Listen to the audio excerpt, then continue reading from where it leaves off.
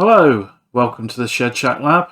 Just another quick amateur radio video on how to use this Shuttle Pro version 2 with your radio software.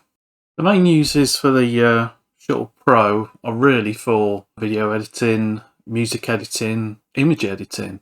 You have the various buttons that you can assign to things such as play, cut, jog wheel there, shuttle wheel there, assign various other buttons to whatever your program wants to do. Because of that, it means you can really use it for any program that has keyboard shortcuts as such. And this is where it comes in to control the software on your transceiver, as you can assign the buttons to correspond to any keyboard shortcuts for that software itself. Now I'm connected to the transceiver I should say, from this PC, and the screens are about 6 foot away from the transceiver itself. One thing I miss controlling is the rotary VFO to control the frequency. Here you can see I'm on 14239. The 9 is highlighted, and I can use this jog wheel to move through rather than using the available mouse or keyboard, which is nice to get that feature back. Left and right buttons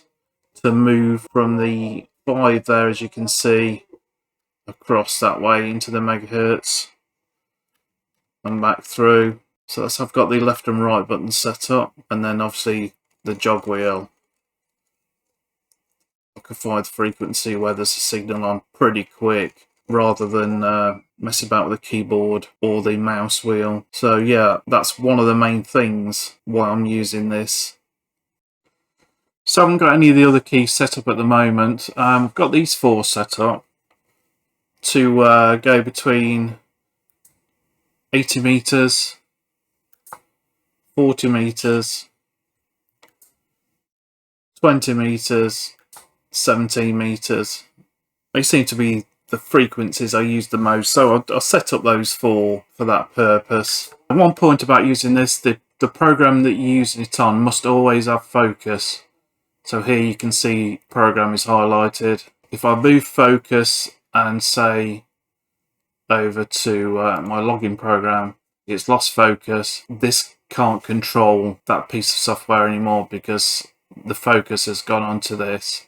Just remember to give that focus back to the program that you're using, and you're back where you are then, and you can use those keys for that program. So it should work with any software really that's got keyboard shortcuts. So any software used for controlling your transceiver, as long as it's got keyboard shortcuts, you should be able to control it from the Shuttle Pro. I'll just go through how I set this up within this instance Win4ICOM. So here's the Shuttle configuration. Within the global settings are all the programs are already pre-programmed into the Shuttle device software. And at the bottom here you can see I've added Win4ICOM suite. It's just a case of clicking options, create new settings, create empty settings, and then look for your program itself. So once you've got your program installed, you can go through changing what the buttons actually do. So jog left, I've got down arrow. So down arrow in this case will move when it's highlighted here. It will move that down, and jog right again will move this frequency upwards. Button here, I've assigned it to F1 on the keyboard.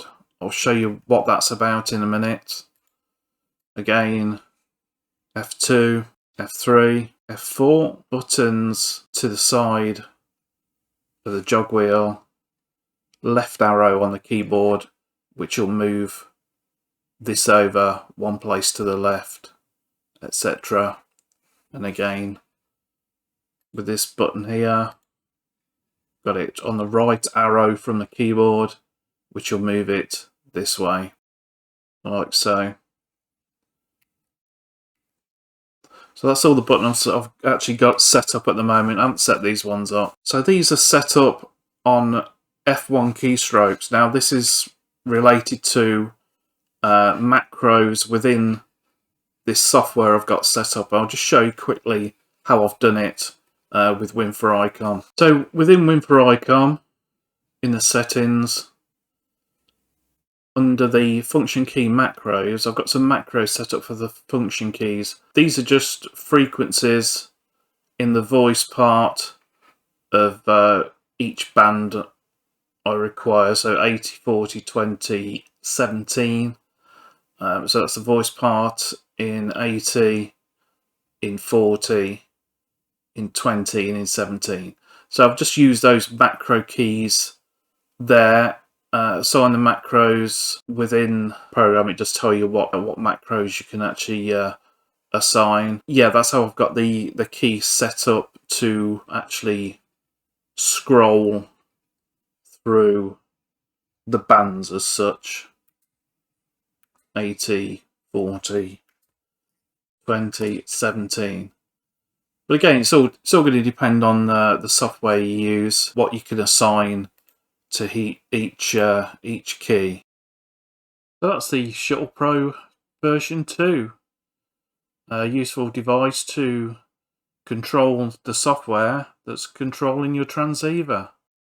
So that's how I use it with the HF transceiver. I'll sit here with a headset on, which is on a long cable anyway, which goes to the radio, and the transmit button, or you can even set up a button on here, or use your keyboard space button.